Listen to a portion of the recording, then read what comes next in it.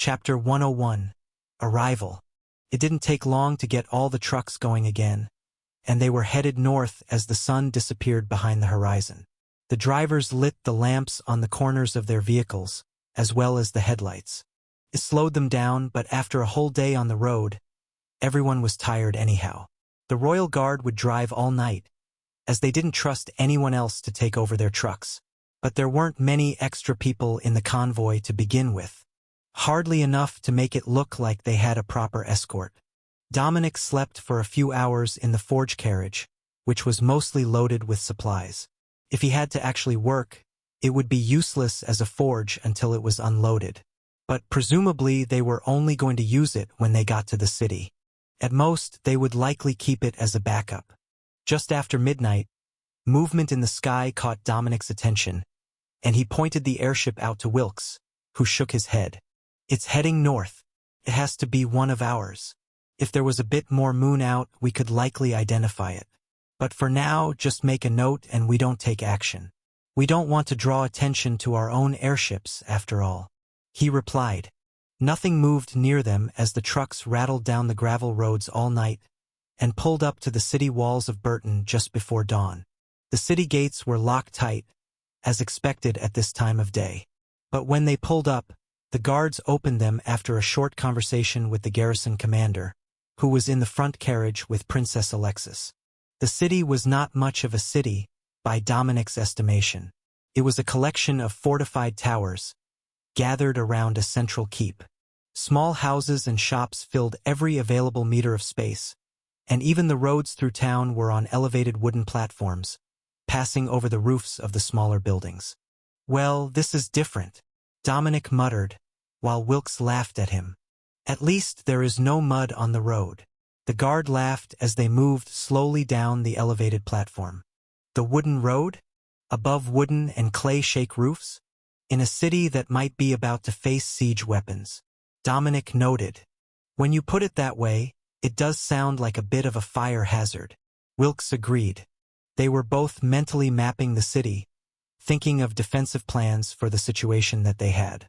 It was not a great city to defend, with all the wooden structures. But it had a strong stone outer wall, so as long as the city wasn't on fire, it wasn't hopeless. The convoy went straight to the keep, where the roadways and buildings became all stone and steel, which was a bit more secure feeling than the wooden roadways of the outer areas. "Send up the advisor," someone shouted from the front of the convoy. Dominic hopped down from the front bench of the truck and jogged up to where a group of nobles had gathered. They all gave him matching skeptical looks, with his black robes, polished armor, and the apprentice trade skill core hung on the chain around his neck.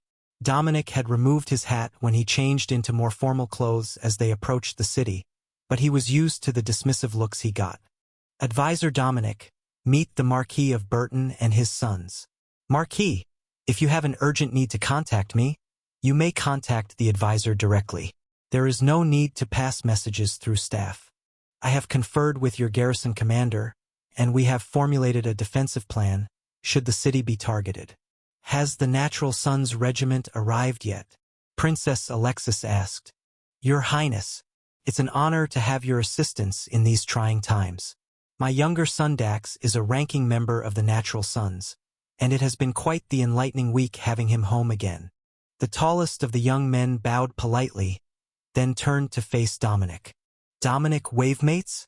Are you not the gunsmith who made the rifles for my regiment?" he asked. "One and the same.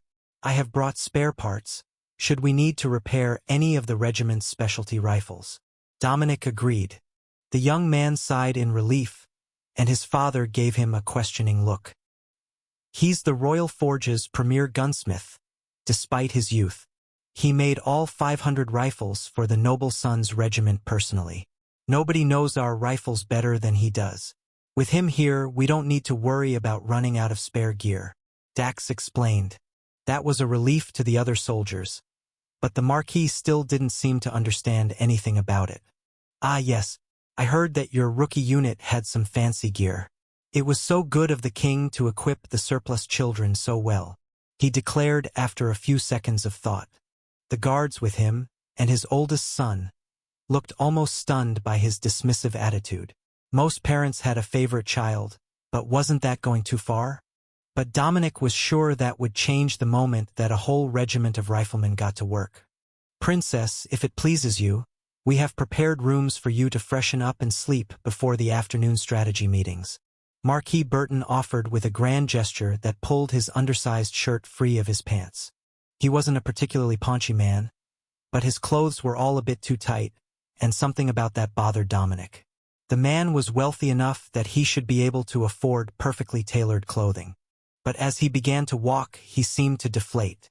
His clothes were loose again, which confused Dominic. He would have to ask about it as soon as they got inside because nobody else was mentioning it. Dominic moved to Princess Alexis' left side as they walked, while Colonel Wilkes took the right with his visor down. Again, he was a faceless royal guard identical to his team. He didn't even wear a badge that showed his rank was different to the others. Chapter 102. Private Tower. As they walked, nobody spoke, other than Marquis Burton, extolling the virtues of his city. The new elevated tramways are a marvel of engineering.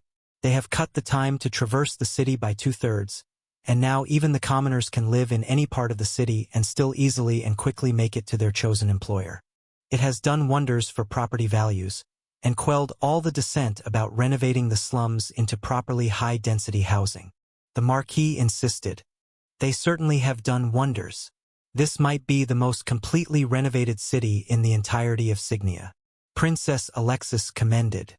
The Marquis beamed with pride, and gestured toward a large open area on the south side of the keep. "We even introduced a landing area for airships. We get a twice-weekly service from here to Skippington and Hertbury. Mostly tourism, you understand.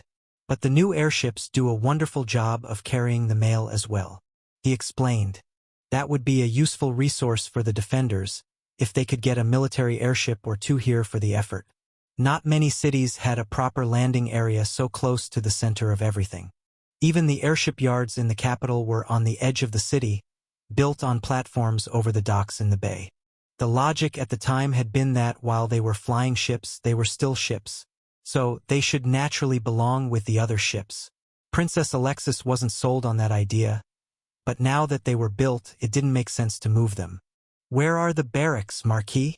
Princess Alexis asked, her blue eyes sharp as she scanned the cityscape from their elevated position. "In the keep. With the tramways, it was deemed most efficient to put them in the center of the city, where they could get to any trouble spot in an equal amount of time. That made sense from a law enforcement standpoint, but it put all the guards well away from the city walls if there was an attack. That meant longer response times to the greatest of threats, in exchange for faster response to the more common domestic issues. Normally, that would be the optimal choice, but today it meant that the princess or the garrison commander would have to work out a whole new deployment strategy for the forces in the city, so that they were ready to defend the moment that enemy soldiers were spotted. They entered the keep itself, and Dominic saw that the staff was preparing to lead them to multiple different locations. It was a ready stance and organized formation that he had seen every day since he entered the palace. Staff waiting to escort different people stood apart so that it was clear who you should follow. But today, that could become an issue, as the princess would not want to be separated from her royal guard. A young woman with blonde hair almost as short as Dominic stepped beside him. "Sir, if you would please follow me to your quarters," she spoke softly. Dominic looked to the princess, who nodded for him to follow. The maid led Dominic up multiple flights of stairs, down an excessively long corridor and up a spiral staircase in a tower. "We are no longer in the main keep, are we?" he asked, not recalling there being a round tower in the design. "No, sir. The Marquis has asked that you be housed in the North Tower, as it overlooks the walls of the city." Dominic nodded. "Are the others nearby?" The maid shook her head. "The princess is in the royal visitors' suites in the residential wing of the main keep, and her royal guard is in the suites surrounding hers, as per royal protocol." It didn't take a genius to realize that they were getting rid of him, putting him in a tower 100 meters from the keep itself. Even if someone needed to get in contact with him, it would take time for a messenger to get to him, and he would have the long walk back and forth for every event during their stay. The little things designed to let him know that he wasn't welcome, Dominic assumed. "Your journey has been long," If you would like to bathe and rest now, we will have the midday meal brought to your room. The maid informed him, looking vaguely uncomfortable. It might have been because the windows were open, but the temperature in the room was pleasant enough, so Dominic assumed it had to be something else. And that couldn't be good. A shower and a nap would both be wonderful, thank you. As Dominic finished speaking, the maid rushed into the attached room with a slightly relieved sigh and got to work. He could hear the crackling of a freshly lit fire and the burble of a mechanical pump starting. Then the hum of the machinery as the pump primed and the water pressure rose. The tower is so far from anything that it's not connected to the keep's water supply, is it? Dominic asked from the bedroom. No, sir. The tower has piping to the aquifer under the city, but it mostly relies on its own storage tanks from rain runoff. She replied. That made sense, assuming that the tower was part of the keep's original fortifications, built before there was a fully walled city around it. After a few minutes, the maid came out and helped Dominic out of his coat, blushing nervously, then began unbuttoning his shirt. It was at that point that Dominic realized his concerns about spies, traitors and nobles who took joy in subtly snubbing non-humans were not part of the reason that the maid was acting strangely. No, the entire reason that she was so nervous was because it was her job to assist him in bathing. But now he was in a bit of a situation. Lady Camilla, his tutor in courtly manners, had covered this during their lessons, but Dominic had never thought about it applying to himself personally. Now that it did, he wasn't sure which of them was more embarrassed. Chapter 103. Not in the reading material. Dominic managed to keep himself together until he was in the shower and the maid stepped to the corner of the room. It would be convenient if he had one of those communication items that the royal guards had so that he could ask someone with experience some questions about etiquette. Dominic was fairly sure that this was an attempt to distract him while he was kept out of the way, but from all that he remembered of Signia's protocols, it appeared that this was the expected treatment for a royal advisor. But the more that he thought about it, the more he felt like he was missing something. However, he hadn't managed to grasp what it was by the time that he finished washing and shut off the water. The maid wrapped a large towel around him, and then placed a terrycloth robe over his shoulders. Thank you. How long do we have until the meal? So I have time to prepare, he asked. The meal will be brought in 4 hours, advisor. Was there anything else that you needed before your rest? Dominic shook his head. No, I am good for now. The maid curtsied and stepped out of the room, but Dominic could hear that she only went to the other room on this level, and not down the stairs. Sleep came as soon as Dominic's head hit the pillow, and it felt like he had only blinked when the gentle creak of the door opening woke him. The maid had returned, this time with a cart containing a covered platter. Oh, you are awake. Your lunch is ready, advisor. She greeted him with a soft smile. She placed the tray on the table, and then stepped outside, where Dominic could hear her preparing a drink of some sort. Out of caution, Dominic cast Quality Kibble, the food and drink purification spell, over the whole floor.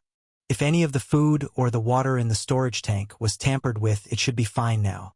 Once she placed the coffee down, the maid picked up a set of small spoons and took one bite of each dish on the tray, then a spoonful of coffee.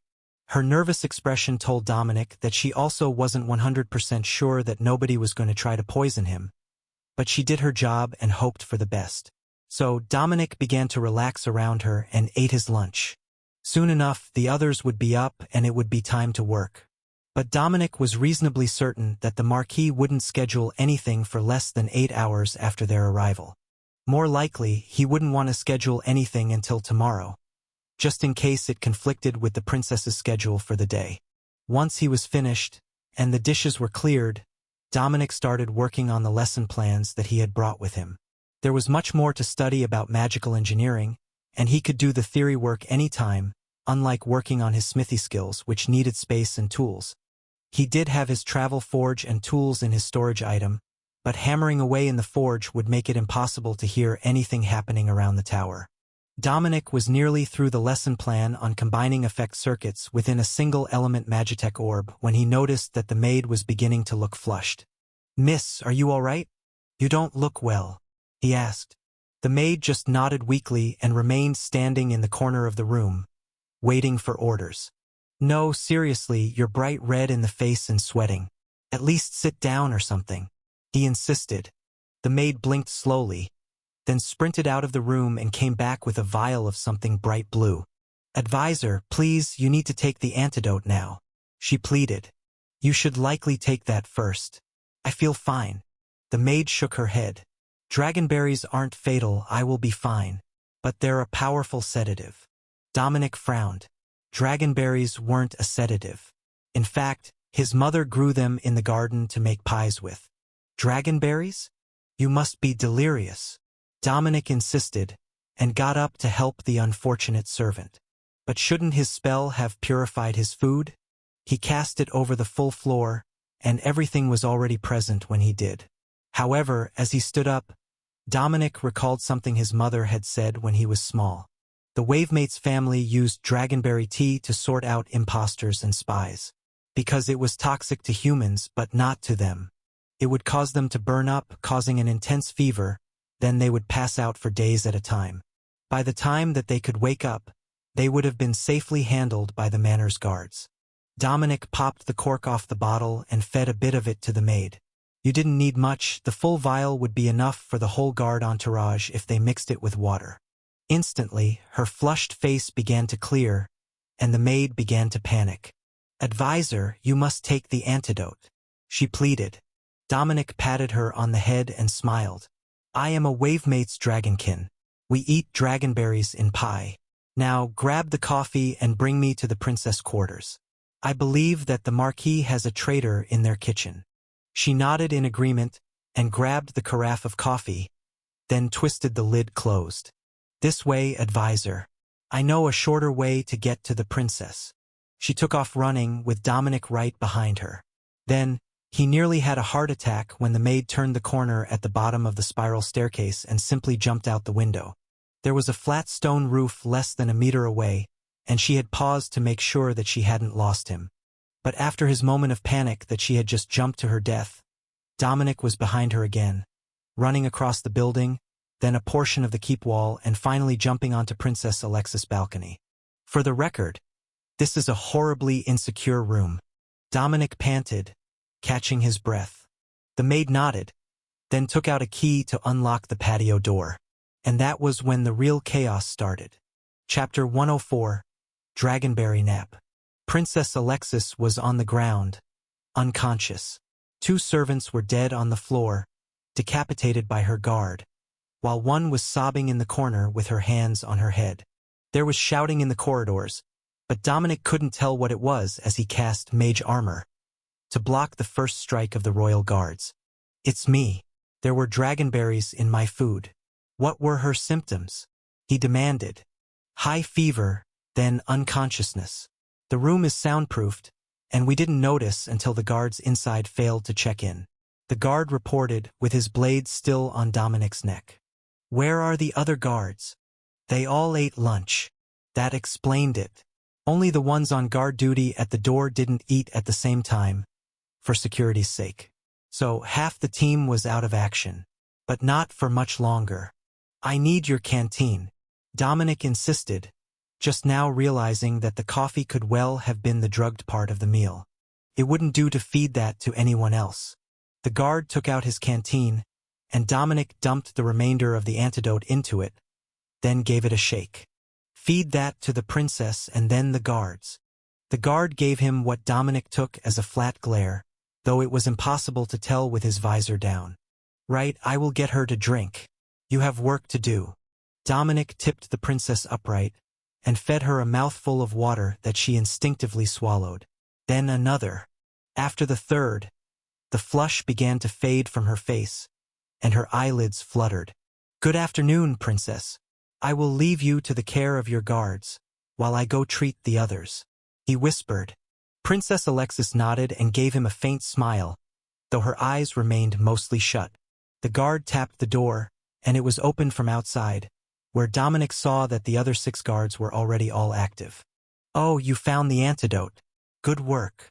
Guard Colonel Wilkes chuckled behind his visor. We carry a magical antidote with us. Fortunately, one of our number was in the privy when the food came, so he didn't eat with the rest of the unit. So they were waiting to see who showed up. Dominic nodded and closed the door, returning to the princess room.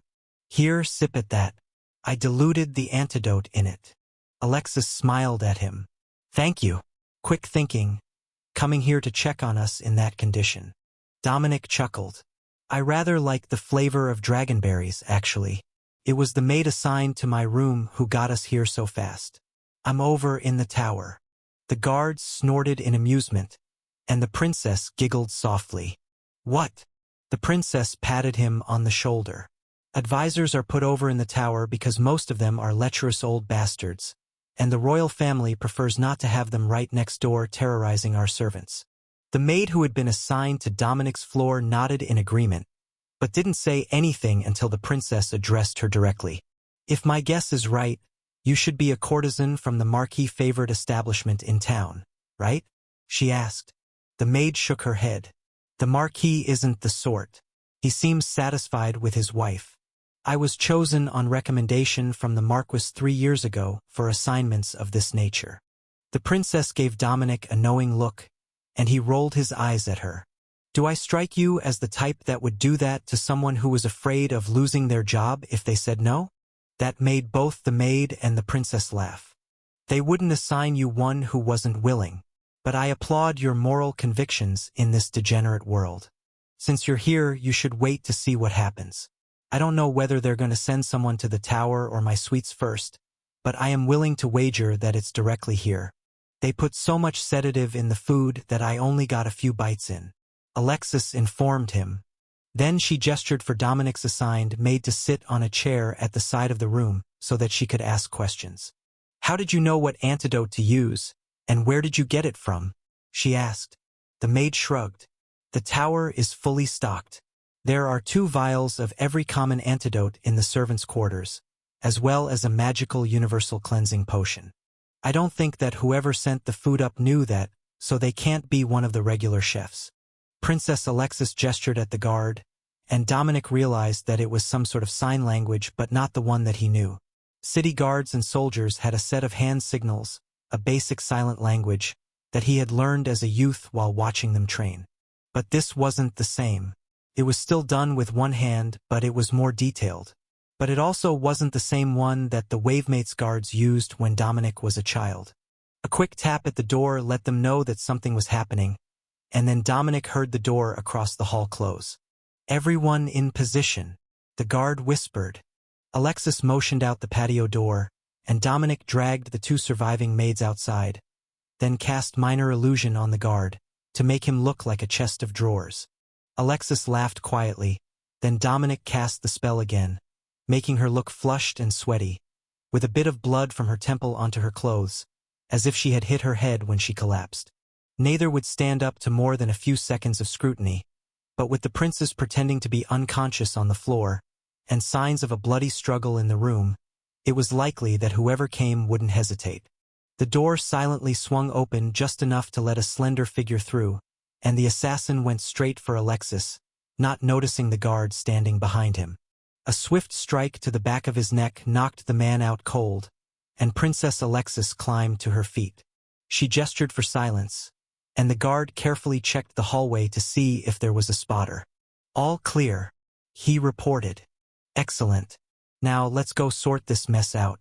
Advisor Dominic, please bring the staff with you. There will be questions. I don't suppose that you know a truth spell, do you? Alexis ordered. Dominic shook his head. I do not, but I have a ball-peen smithy hammer I can loan you if you need to persuade someone to speak truthfully. Chapter 105, Missing Delivery. Dominic motioned for the 2 maids to follow him, and then looked down at the bodies on the floor. Technically, they were staff as well, so he stuffed them in his storage cube. The royal guard led them through the keep, down to the 2nd level, where confused staff scattered as they marched through with their blades drawn. Dominic could see that some were following them for a moment, wondering just who the princess and her guards were going after with such determination, but none dared to go as far as openly following them to their destination. That was probably best for their health. Royal Guard Colonel Wilkes turned right and kicked a solid oaken door, breaking the latch and swinging it open to reveal a very shocked Marquis poring over paperwork in an otherwise empty office. "Princess, what happened?" he asked, more shocked at the intrusion than angered or anything else. "Where are your dungeons? We've got a failed assassin with us, and we will need to speak to your kitchen staff. All of our meals were drugged, and this man attempted the assassination when he thought I should be unconscious," she explained. The Marquis nodded and motioned to his right. "Down the hall, turn left. That stairwell leads into the basement levels. Should I accompany you, or should I have the guards gather the kitchen staff first?" "Take my advisor and gather everyone who was in the kitchen or handling food today," Princess Alexis decided, then had her guards drag the unconscious assassin out of the room, leaving Dominic and the two maids behind. "Are these two suspects?" Marquis Burton asked. Dominic shook his head. "No, they are the two most likely to not be suspects from among the staff. First, we need to know who delivered the food to both the princess and the tower. But don't let anyone from the kitchens leave yet." The Marquis entered the kitchen and spoke quietly to the head chef, then nodded and stepped into the hall. "I believe that we have a manhunt ahead of us." Neither of the delivery boys returned to the kitchens afterward. "I will send the guards to find them now." "What else do you need right now?" he asked. "I will speak to the head chef before we do anything. There is a chance the food was drugged after it left the kitchen. The drug that they used was a poor choice, and an experienced chef should have known that." Dominic answered quietly. Marquis Burton nodded, and Dominic stepped back into the kitchen. "Chef, do you have a moment?" Dominic asked the aging woman in a white coat. "Royal sorcerer, what can we help you with today?" she asked, still clearly flustered by the Marquis question earlier. "Today has been a bit stressful, and I was wondering if you could make a bit of comfort food for me from my home. A dragonberry pie." The chef burst out laughing, then covered her mouth and shook her head. "Those don't grow within 500 kilometers of here, and they're illegal to sell insignia in the first place. You must be from the far west somewhere," she replied. Her genuine confusion and amusement told Dominic what he had wanted to know. She wasn't aware of what poison was used on him and the princess. Dominic sighed dramatically. "Such a shame. Done right. They're the perfect combination of sweet and tart. But if you do happen to come across some, let me know. I'll make it worth your time. But for now, I must assist the Marquis. It appears that our missing delivery boys are in some real trouble, and the longer we have to search, the less lenient the princess is feeling." Dominic could already hear the running outside, the distinctive clanking run of armored guards searching for someone. And so could everyone else in the kitchen. "Did they mess up badly?" one of the kitchen workers asked. Dominic nodded. "Pretty badly. However, if the guards have to drag them in kicking and screaming, it's going to get much worse for them." The cook lowered her voice. "What did they do?" Dominic lowered his voice, as if he were telling her a great secret. "They swapped the food deliveries. I had a rather odd lunch request, and the princess suspects that they might have been trying to poison her." The cook looked horrified and motioned for one of the others to come over. She explained the situation, and the man nodded. "Follow me.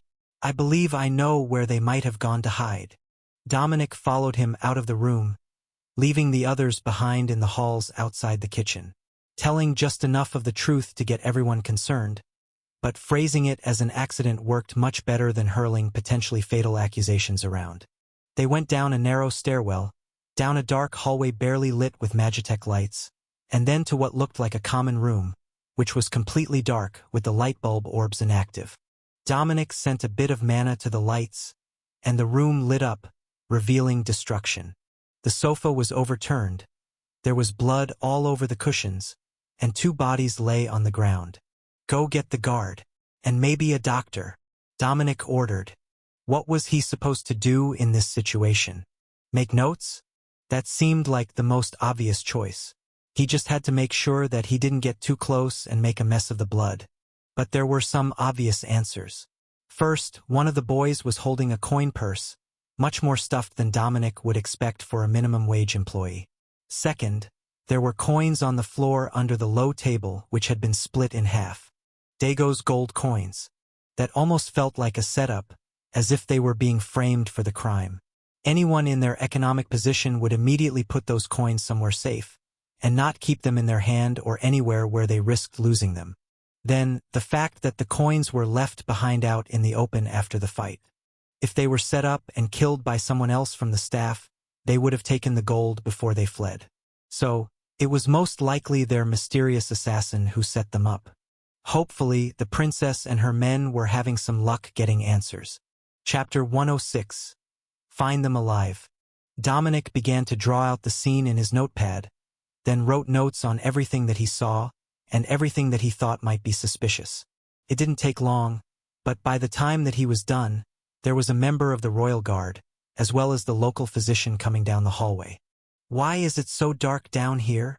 the guard complained. "We use minimal mana settings in the servant areas to save energy. Would you like for me to call someone to brighten the lights?" Dominic heard an unfamiliar voice respond. "Don't worry about it. Dominic, I need light," the guard called. Dominic smiled and flooded the lights all along the hall with mana, bringing the brightness in the hall to a level that was nearly as good as a sunny day outdoors. And that made all the difference. "There is blood on the wall. Someone was injured when they left here. The handprints lead away, and they have been skimping on the cleaning, since nobody can see anything down here. The layers of dust in the cracks hold blood very well. But that's a good thing. I can use that to help track down the culprit," he declared. "Find the culprit? How would a dirty hallway help?" the unfamiliar voice asked. "You'll see shortly." "Dominic, what did you find?" "Two dead." They put up a struggle, but it looks like a setup. One is holding a bag full of gold, and there are more Dago's gold coins on the floor between the bodies. One has been stabbed in the back, but it shouldn't have been by the other body. There are no footprints in the blood around the corpse, so he either died first or he wasn't near the one stabbed from behind. I didn't get close enough to check them for skin or blood under the nails, as I didn't want to disturb anything before the experts got here. I also don't know if they are alive, and I don't have any medical skills if they are. That got the doctor moving, but he instantly shook his head when he touched them. They're both slightly below normal temperature. Dead at least an hour, likely closer to 3. The doctor determined. Then they were dead before the food was delivered. Even an hour dead would make it very unlikely they actually delivered the food. Dominic noted. The doctor frowned and took out a thermometer. 6 degrees below normal. Given the temperature of the servant quarters, I would say over 2 hours dead. Dominic touched the floor. Blood is still sticky, not dry. 2 hours dead. The blood should be dry in all but the deeper spots. He added it to his notes for someone who knew more about crime scenes. But the guard was already moving back down the hall and holding up a Magitech orb to a bloody handprint on the wall. It glowed on one side, and the guard nodded. "The perpetrator is not the one that we caught. They're on an upper level of the keep right now, not in the dungeon. Mr. Burton, would you like to accompany us? Or will you see to the murder scene?" the guard asked. "I will take care of the scene here. You can take the advisor with you if you need." The guard nodded. "Advisor, please accompany me. If the suspect resists, do your best to restrain them with non-lethal means." Dominic smiled. "I have just the spell for that." The man who the royal guard had identified as Mr. Burton, meaning he was a son of the Marquis, gave Dominic a curious look. "And what sort of spell might you have for non-lethal apprehension of criminals?" Dominic smiled sweetly at him. "Chain lightning, of course. Just drop the output a bit, and it will put anyone on the ground with minimal lingering damage." The young nobleman frowned. "Can you verify that? You want me to shock someone?" To Dominic's surprise, he nodded in agreement and gestured to one of the keep guards, who gave him an incredulous look. Dominic turned to the royal guard for confirmation, unsure how to handle this situation. "Go ahead. He will get danger pay and a combat injury bonus for the day if you do." The guard still didn't look happy, but Dominic hit him with chain lightning at 1/3 output anyhow. The man howled in pain as his muscles spasmed. Then he fell to the ground twitching. "See, he's down and he's not dead." The royal guard snorted in amusement. "But you might be if he catches you alone." That looked like it hurt. The doctor cursed as the man's armor shocked him when he attempted to remove it. But other than a slight burn mark on his stomach, there was no obvious damage and the guard got to his feet within 30 seconds. Point proven. I will be sure to put the bonus on the payroll. The city guard glared at the nobleman and grumbled. Better be a good bonus. I still can't feel my tender bits. If this stops me from having children, I am coming back for compensation. Dominic motioned for the royal guard to lead the way. Once that man started to recover feeling, he was going to be even less pleased with the situation than he was now. Dominic had shocked himself more than once while working on damaged Magitech items, and the tingling and cramping of muscles afterward were much worse than the numbness. Using the Magitech orb he had attuned to the blood on the wall as a guide, the royal guard jogged through the hallways, with Dominic chasing after him. It was impossible to tell if he knew where he was going, but the orb was leading them in a general direction, and they were reaching the edge of the keep. They were also on the 6th floor, and the target was still above them. The guard motioned for silence as they reached a door at the end of a staircase, and Dominic prepared himself for a fight. The door swung open, and Dominic found himself standing at the edge of the airship platform, having entered from the service stairwell. The very crowded airship platform, which was preparing to receive an incoming pair of transports at the same time. Damn it! Try not to make it too obvious what we're after. It will be difficult to track down the right person in this crowd, but they're not going anywhere. I can use the royal prerogative to prevent the ships from leaving. The guard whispered. Chapter 107. Hide and Seek. Dominic followed the guard through the crowd, headed straight for the far side of the platform. They were following the direction on the Magitech orb, and hopefully that would be exact enough that they would know who it was by the moment when the directional arrow turned. As they neared the edge of the platform, Dominic began to worry that they had missed their destination. But then, the glowing spot suddenly moved to the right, pointing at open air. Dominic cast a reduced power version of chain lightning in the general direction of the glow, and agonized screams filled the platform. A man in workman's coveralls appeared from the empty space as he twitched and flailed for a moment, then tumbled backward off the platform. Damn it! The guard muttered, then stepped to the edge to see where the man had landed. Dominic looked over the edge and frowned. It was 7 stories down to the cobblestone driveway of the keep, where a horrified groom was looking at the body which had just landed next to the horse he was brushing down. I am blaming you for this one, the guard noted dryly. I am telling the princess it was a suicide. Dominic agreed. How was he supposed to know that the invisible target was standing right at the edge of the platform? With all the noise, only a few had noticed the commotion, but the presence of the royal guard said that someone with authority had already arrived, and they could ignore the issue until their work was done. Or longer if it involved paperwork. Dominic followed his escort down to the entry of the keep, where panicked guards were milling around, wondering what was going on. They had been called for the man who fell off the platform, but nobody was sure how it had happened, or who this man was. He was in uniform, but none of the staff present recognized him. Have there been many new hires recently? Dominic asked the groom, who looked like he couldn't decide whether to cry or vomit. The man shook his head, then stared at the soft brush in his hand. The Marquis hasn't hired anyone new in 6 months. He said it was to help build teamwork so that all the new people started at the same time every year. It left a few areas shorthanded when people quit, but we should know almost everyone by now. Especially our group, you know? We work at the front gate and the guards check ID when workers who live outside the keep come in for work in the morning. Dominic turned to the gate guard, who was staring at the man's body in confusion.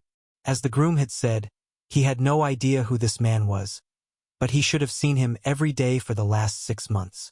Boots marching to the gate marked the arrival of more troops, and Dominic saw Dax, the younger son of Marquis Burton, leading a team from the Natural Sons Regiment to their location. Advisor, Princess Alexis has instructed us to assist you in the apprehension of the fugitive, Dax announced. Well, he's not going far. He fell off the airship platform when we were chasing him, Dominic explained. Dax nudged the body with his boot and frowned. Well, that's not quite what she was hoping for, but apprehended is apprehended, I suppose. The man from earlier has begun to talk, and he identified his companions. Then Dax paused and crouched down to wipe blood from the man's face. Well shit. I know who this is. That is the Viscount of Boscombe's nephew. We went to school together. He's a Dago's noble. Or, he was until a few minutes ago, Dax explained. Dominic didn't know where the Boscombe family's holdings were, so they probably weren't a border holding. But that did confirm that these were foreign spies. I should inform the princess of our findings. Dominic sighed. Dax shook his head. It's better that I do it. You're of a tender age to be seeing what is going on in the dungeons. Dominic resisted the urge to point out that both Dax and the princess were at most only a few years older than he was. He already knew that everyone underestimated his age. Dominic's mind briefly wandered back to that day Dagos attacked Wavemates, and the raid on Westover Township. He had been out in the forest, gathering herbs and root vegetables for his mother when the attack began, and he didn't even hear the battle until he was nearly home. By then, the Dagos army had already sacked the village, and his extended family, even the small children, had been executed on the front steps of the manor house. He had rushed home, hoping to warn his parents, only to find a raiding party burning his house. After that, things got blurry, and the next clear memory was kneeling in the center of town, surrounded by dead soldiers. But what he did remember in between, he didn't care to reminisce about, so Dominic focused back on the present, where he had again taken the life of an invader from Dagos. But he found that he simply couldn't feel bad for the dead man. All right, the show's over, folks. Let's get this cleaned up. The princess will want the physician to examine the body. However, it doesn't need to be here in the entry, we already know how he died. The royal guard insisted. The staff began moving, getting as far as possible from the scene before they were nominated to clean up, and the royal guard leaned over to whisper to Dominic. Next time, just shoot them or something. It's less likely to be fatal than trying not to kill them. Dominic did his best not to laugh. Well, I've got a mana revolver with me. I can probably make that happen. He replied. A man from the horse stables came over with a wheelbarrow and loaded the body, then moved it off to a storage room out of sight of the entrance. That gave the cleaners a chance to come out and douse the area with buckets of water, washing the blood down into the gutters. Good enough to start using the area again. Chapter 108, Weapons Training. Dominic, good work finding the other spy. Shame that they couldn't be interrogated. But I have another task for you today. Princess Alexis announced the moment that she came out the front gates of the keep.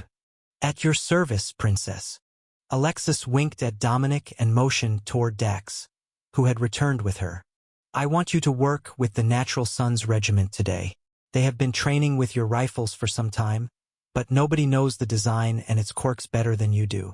Work with them to optimize their firing rates, and anything else that they might need assistance to perfect. The regiment is quite recently formed, as the Marquis was quick to point out, and some time with a royal advisor would benefit them immensely. She instructed, Of course, Your Highness. Lord Dax, please lead the way to the training grounds and we can begin. I do know a few things about your equipment that might not have been made public. Dominic agreed. Dax led him off to the far side of the keep, then over the wall, to where a large training ground had been constructed on the roof of a warehouse. This city was nothing if not space efficient. The Natural Sons Regiment was already gathered when they arrived, and they greeted Dominic with a smart salute as he walked onto the training grounds. Master Gunsmith, welcome, they chanted in unison. Greetings, Regiment. It's a pleasure to meet you all. I have heard great things about your capabilities. However, the royal family believes that there are still a few tips and tricks that I can share. Should we get started? Dominic replied. Of course, Master Gunsmith. What did you want to start with? I need a volunteer to see how you're doing things. First, empty your rifle, then show me your reloading process. Dominic instructed. The soldiers shrugged. This was a simple thing they had been over 1,000 times during basic training. Dax gestured to one of the soldiers, and the man dumped out the rounds from his rifle into a pouch. Then he moved the rifle to a ready position as if he had just finished firing. He dropped the butt of the rifle on his boot, holding the forward guard, and popped the cap off the lower tube, then grabbed a handful of slugs and poured them into the feeder tube. He placed the spring-loaded cap back on the tube and worked the side lever to prime the air canister, and then the trigger guard lever to chamber around. Then he placed it back to his shoulder, and Dax nodded in acknowledgement. Excellent. There isn't much that will shave time off that except preparing loads in advance. Dominic agreed. In advance? Dax asked. Dominic nodded. The shot is round before it's pressed in the action.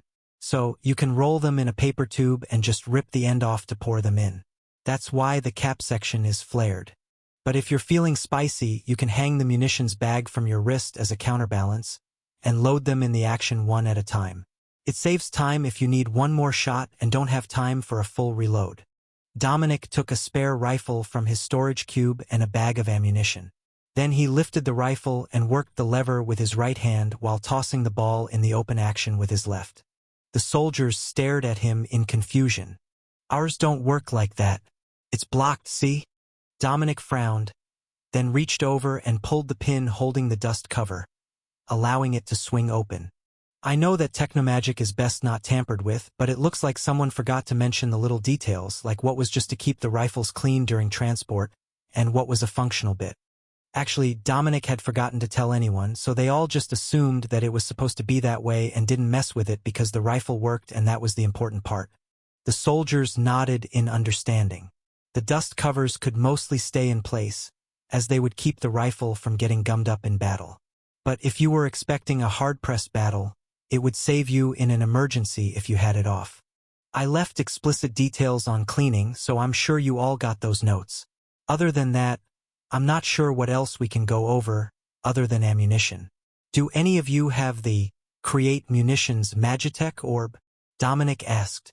Most of the soldiers nodded. If you socket it in the rifle, just work the action, and it should activate with the shaping press as the target by default. No need to manually reload. I included the charging circuit, as it's the same as the one to enchant the munitions with a spell effect. Dominic explained. They all began to swap enchantments around. If they didn't ever run out of ammunition, they would gladly take the loss of additional damage during most fights. They were expecting soldiers, not powerful magical beasts, and that meant Magitech armor. But with repeated hits, that would inevitably fail. So, it was better to get more shots going out and save yourself the time of creating the rounds in your munitions pouch and then loading the rifle.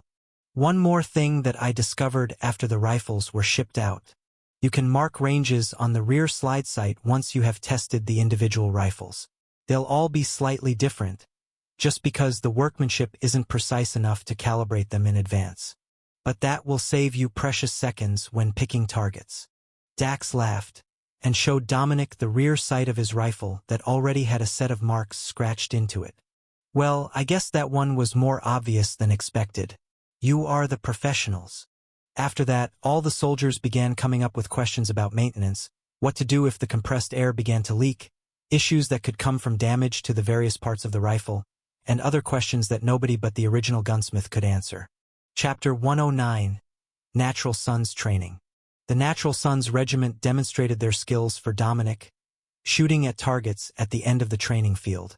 While that wasn't a long distance, it did give them a chance to show that they could accurately pick targets with minimal hesitation, and that they weren't doing anything that might damage the Magitech rifles.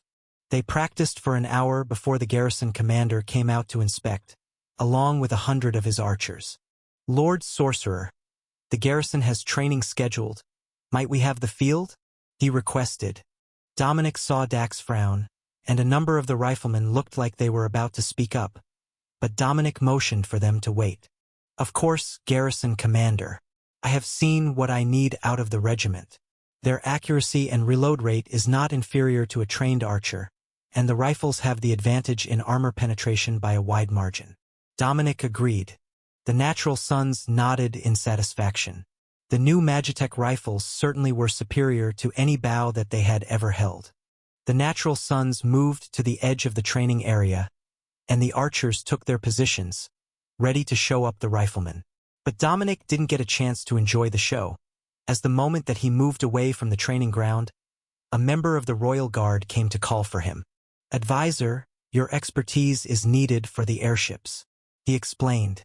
What Dominic was expected to be able to do with an airship was a mystery. That wasn't even close to his area of expertise, and he didn't have a spell that would refill them, should the envelope have sprung a leak. Nevertheless, Dominic left the units to their rivalry and followed the royal guard to the platform the spy had fallen from earlier. They were greeted by a group of techno-wizards and a small team of airship crew, who were in the middle of a heated debate that was paused when Dominic arrived. Wonderful. Royal Advisor, we require your input. We are retrofitting these airships for combat use, and we have come to an impasse. One of the techno-wizards explained. All right, what seems to be the issue?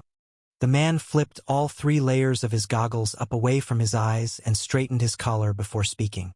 We have determined that 16 cannons per side, 32 in total, are the necessary firepower allotment for a vessel this size. However, the staff says that it is simply infeasible. We have already created the lightweight cannons, and I simply cannot get through to him, the techno-wizard explained. Dominic turned to the crewmen and motioned for them to speak their part. 16 cannons is 3,200 kilos. 32 crewmen with kit and supplies is another 3,200 kilos. Plus the pilot and navigator. The ship's max cargo load is 7,000 kilos. What in the ever-loving hell are we supposed to load them with? That's 2 volleys and we're out of munitions. And that's with only half the cannons and manpower they insist upon. Dominic looked at the airships and wondered where they were planning to put 16 cannons per side in the first place. They would be nearly shoulder to shoulder trying to operate them. Or were they going to set them up like a man-o'-war battleship and cut a cannon deck out of the lower level as well? Dominic looked at the 2 ships and then at the designs on the table. Indeed, they had planned 2 decks worth of cannons, with every square meter of the airship dedicated to firepower. You have them designed as a heavy battleship, correct? I believe that the more effective use might actually be as a frigate. If you have the number of cannons, put them on the lower deck, and then arm all the crewmen with rifles, they will be prepared for not only naval battles but boarding actions. Also, we have so many techno-wizards here. Surely we have someone who can build munitions creation orbs.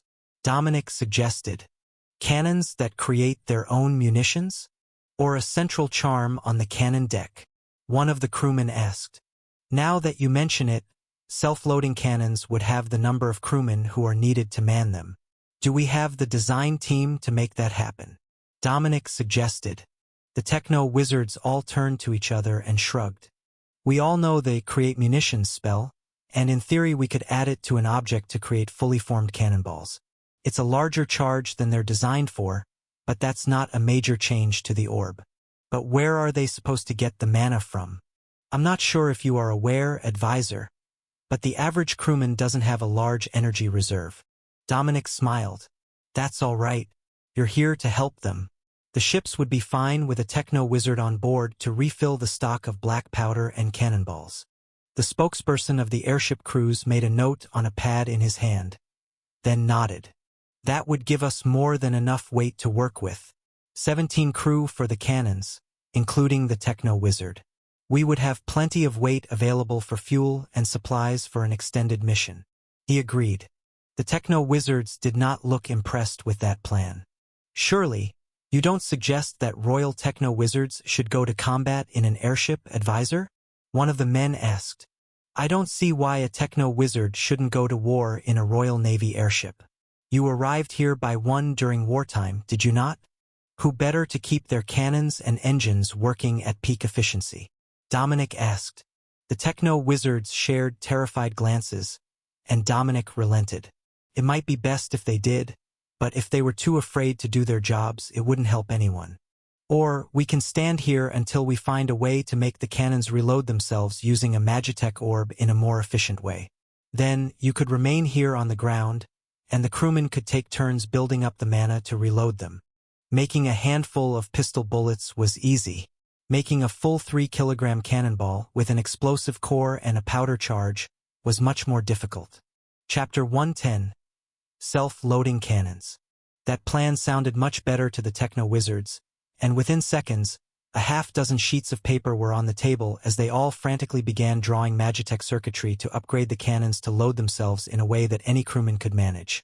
While they worked, Dominic stepped back and listened carefully, committing all the knowledge that he could to his memory as they argued about the functions and features they wanted to add to the cannons. You know that the crew will still struggle to activate that orb, and they'll be sent up with the airships anyhow, right? The Royal Guard asked Dominic quietly. Yes, but they haven't realized it yet. When the fighting starts, we will send a few of them up to ensure that everything is working properly, or to keep the ships working. Whatever excuse we need.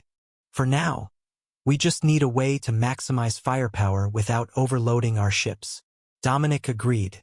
He could sense the guards' amusement by the shift of his position as they watched the experts work. They were doing all this to get out of having to go to battle, but ultimately, they were going to be conscripted to go with the airships anyhow. The major issue with the project was that they needed to make a Magitech orb that not only worked properly while not bonded to anyone, but to ensure that it didn't attune to the user on use, as that would make it impossible to change crewmen without changing orbs. The fact that they needed it to also make decent cannonballs without any extra levels put into the orb was a secondary concern. At least for right now. Even the clay-to-steel orb needed dozens of levels of upgrades before it was making high-quality steel. But Dominic knew that they didn't actually need hardened steel or extreme quality for this project. Just enough to punch through wooden planks and an explosive core, as that would make them more effective against airships, which wouldn't sink with a cannonball-sized hole at the waterline like a regular ship. The solution that they came up with was to make the cannonball of stone, which was apparently easier to create. Then the hollow ball would be filled with explosives, and whoever activated it could set the thickness of the plug, which set the detonation timer. Dominic copied everything that they were writing on the plans as they argued about exactly what design was going to be best for the cannons. There was one other design that he wanted to make. Grape shot. If they were flying overhead with an airship, then firing thousands of small stones at the ground would be excellent at persuading invaders to simply go away. The damage might be minimal against magically armored targets, but it would be hell on equipment and vehicles. I still don't think that an 8-cannon volley will be sufficient to take out one of the Dago's airships. One of the techno-wizards insisted. Dominic tapped the plan on the table. If this works as planned, the cannoneers are going to be able to fire around every 10 seconds instead of twice a minute. That is the rate that our soldiers have reported from previous battles with Dago's artillery. I see that we've got a rack and pinion aiming system for the cannons, so we can aim much faster than usual. That will help as well, but not needing the conventional loading process will save most of the time. He insisted. One of the airship crewmen cleared his throat. If you're going to try to fire that fast, how are we going to have time to swab the barrel and pull the cannon back into position? He asked. Just pull it into position. If the charge cooks off, it cooks off. It's all created at once. So there is no loader in front of the cannon. Dominic replied with a shrug. The crewman laughed. Spoken like a true sorcerer. Just let it blow up. But you've got a point. If we're using 3-kilo cannons, precision and timing aren't going to matter nearly as much. They'll punch through planking easily enough. But do you think that we could get one big one? You know, something with some range so that we can terrify those Dago's bastards before they ever get in range for a broadside? One of the keep's armorers looked up from the techno-wizard's notes. What did you have in mind? A long barrel cannon like the ones we've got on the roof? He asked, indicating the 3-meter barrels of the antique brass cannons. I was thinking like a huge rifle, something that would hit like a cannon, but actually have some accuracy over long distances. Dominic smiled. That sort of artillery sounded like a lot of fun. Sniping from a moving airship was highly unlikely, but if they could hit another airship from 5 or 6 kilometers away, it might well terrify the Dago's army away. The techno-wizard sighed. We will start on that later. First, we need to get the main armament working. If we don't have enough weight available for all the cannons, or for all the crew to work the cannons, we need to do what we can to make them more efficient. Dominic understood the general idea. A 4-person team was considered minimal for efficient firing of the cannons. Unfortunately, the airship was already struggling with weight, which slowed them down and made it more difficult to gain altitude. 2 men per cannon for a broadside was bound to be slower than they would like. But the Dago's airships hadn't been fully modified for naval combat. They were mostly crew transports. We will have to work with what we have. If that means half as many cannons as you would prefer, and the crewmen equipped with rifles to repel boarders, that is what we will have to do. Just keep it up, and I will make sure that the princess approves everything. Dominic insisted. The royal guard chuckled. You're going to take that fall if this doesn't work? Dominic shrugged. It's probably not a capital offense, and I've been chewed out before, but I'm trusting them all to pull this off. The first time that we drop a Dago's military transport with a broadside fusillade, there will be plenty of credit to go around for everyone. Chapter 111. Refit the airships. The crews worked frantically to get the ships refit with the gear-adjusted cannons, which were set on a weighted sled with rollers and blocks. They had to be able to roll back to absorb recoil. Then they would be pulled back into place with ropes, and the cranks turned to adjust their aim for the ship's new position. They could adjust both vertically and horizontally, so they weren't as reliant on the perfect positioning of the ship as most cannons. After 2 hours, the techno-wizards finally had an agreement on how they would make the Magitech orbs to create the munitions, and Dominic had a perfect copy of the plan. Now, they just needed to make 3 dozen of the orbs so that they would have enough for both airships and then a few spares to prove their design to the royal auditor, who apparently was supposed to vet all new Magitech designs. They sat down to work, and Dominic took a seat at the end of the table, which confused the specialists. Advisor, you can wait in your suite for us to finish. We are going to be at least a few hours, even though you have approved the use of all the materials we need. One of the men informed him. Just pretend that I'm not here. I will make the same thing that you are, and if it works, I will use it as the proof for the audit. Dominic explained. They looked skeptical, but the plans were on the table, and if the royal advisor thought that he could do it, they would trust him. Of course, Dominic's trade skill core was on his bracer, hidden under his sleeve, so they couldn't see that he was an apprentice blacksmith, or they might have been much less accepting of his presence and use of the expensive materials. All of them were either masters or very close to it. A complex Magitech orb was not a project that they would entrust to their apprentices, especially when they were on a time limit. Though the circuits were complex, and there were magical runes involved that Dominic only vaguely understood, though he was familiar with the language, the orb was going together much more smoothly than he had expected. With a final tap of his hammer, Dominic finished his first attempt, and pricked his finger on his horn to let a single drop fall on the orb. It was a weird thing that his dad always did when he was making magical items, and he said that it brought good luck to have both your blood and sweat involved in the process. Nobody else noticed the motion. Even the guard thought that he was just running his hand through his hair. But they all noticed when he flooded it with mana and the orb came to life, glowing with magical runes and overlapping lines. Dominic was going to check his skill core to make sure that it worked, but the way that the orb kept glowing, it was fairly safe to assume that it was functional, even if it didn't do quite what he intended. You're fast. My apologies for doubting you, advisor. Your skills with an engraving tool are peerless. The man on Dominic's left insisted. That remains to be seen. First, I need to test the orb and make sure that it actually makes a functional cannonball that explodes when we want it to. Dominic joked. That was part of the fun of new magical designs. You never knew if you'd manage to create the desired effect successfully. At least not until you activated them for the first time. The techno-wizard nodded and motioned for Dominic to go away. You go test. We will finish our work. Just don't set the cannon off. Load it and then have the crew unload it and check the components. That was way less fun than Dominic had been expecting. But a cannon blast in the courtyard was not going to make any of the craftsmen or the workers happy. Dominic gestured for a loading team to join him. Advisor, do you think that this is actually going to make a proper cannonball? Not that I doubt your skills, but it's pretty advanced magic. The crewman asked.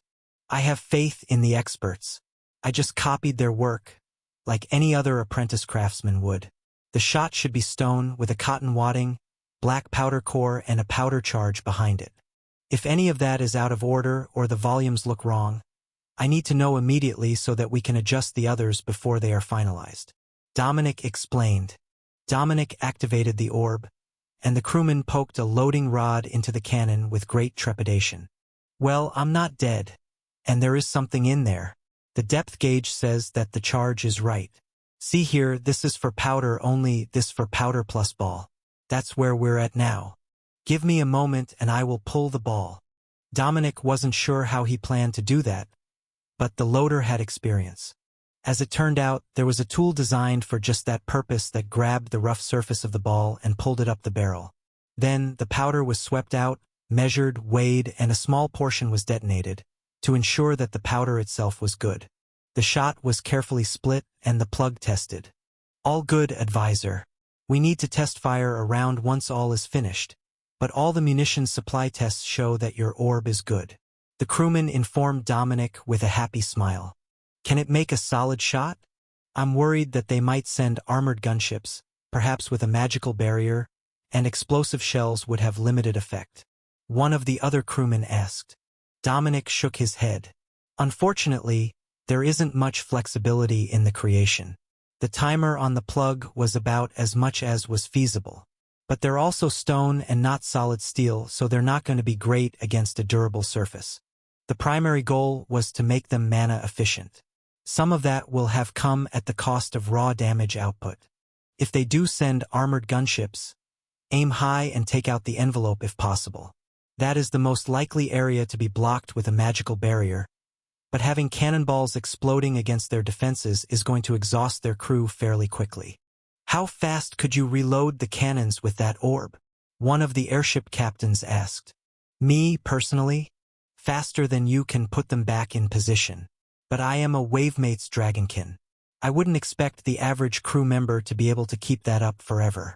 If you alternate, it shouldn't be an issue, and the actual creation only takes a half second to focus on the explosion timer. Chapter 112, Airships Aloft. Over the next few minutes, the techno-wizards finished their first round of orbs, and construction was paused so that the practical testing could be done after the charges were examined. The cannons were loaded into the airships and mounted so that the crew could practice their drills with the new equipment, and the techno-wizards split between the two airships so that they could test more efficiently. The ships were otherwise lightly loaded, with just the standard ration load, and a few crates of spare parts that were part of the ship's emergency repair kit. Well, there they go. Do you think that it's all going to work smoothly? The Royal Guard asked Dominic as the pair of airships vanished up into the clouds. I have a good feeling about them. The one that I created works perfectly, even if we did have to compromise on the materials. Who knew that making iron was so much more difficult than making stone? The guard laughed. The closer to nature it is, the easier it is to make with magic. Which seems a bit odd to say about techno-magic. But lightning and fire are simple. Wood is only a little harder, and any adventurer will look for a Magitech orb to make firewood. Stone is a bit more difficult, but still not bad. But gunpowder, refined iron, or even a cut instead of an uncut gemstone. All of them take a talented magic user and a lot of skill to get right. Now that Dominic thought about it, the Create Munitions spell that he was issued by the royal family when he was appointed as a royal sorcerer was the most difficult to cast of all of his spells, and that was just to create a handful of pistol rounds at a time. The airships were up above the clouds now, and out of sight. But Dominic hadn't heard any cannon fire yet. They would naturally need to get somewhere that they could point the cannons at a safe spot, but there was a large lake south of Burton, so they might be going there. No, that was over 100 kilometers away. It would take them hours to get there with an airship. Then the clouds flashed with bright yellow light, and the roar of cannon fire echoed over the city. What the hell are they doing? They're right over Burton? Those cannonballs will land in someone's field. One of the keep staff complained. Then a smaller volley of cannon fire responded, followed by another barrage and flashes from a second location. They're not test firing. They've encountered an enemy airship flying above cloud level. Dominic realized. The Royal Guard was quietly counting to himself, and when he got to 15, the first set of cannons fired again, and a large glow marked the demise of the Dago's airship, which was now burning as it fell from the sky with its buoyancy lost and its compartment shredded. Natural suns. Combat positions at the south wall. Someone was shouting, and then pandemonium reigned in the keep as everyone put away their daily tasks and prepared to defend the city. The The two Cygnia airships weren't descending yet. Possibly so that they could defend against more Dago's intruders who had hidden in the overcast sky. But the fact that they had made it here, nearly 500 kilometers from the border, without anyone sounding an alarm was not a good sign. The Cygnia military was not properly set up for defense against air attacks. Well, it's a brilliant proof function, isn't it?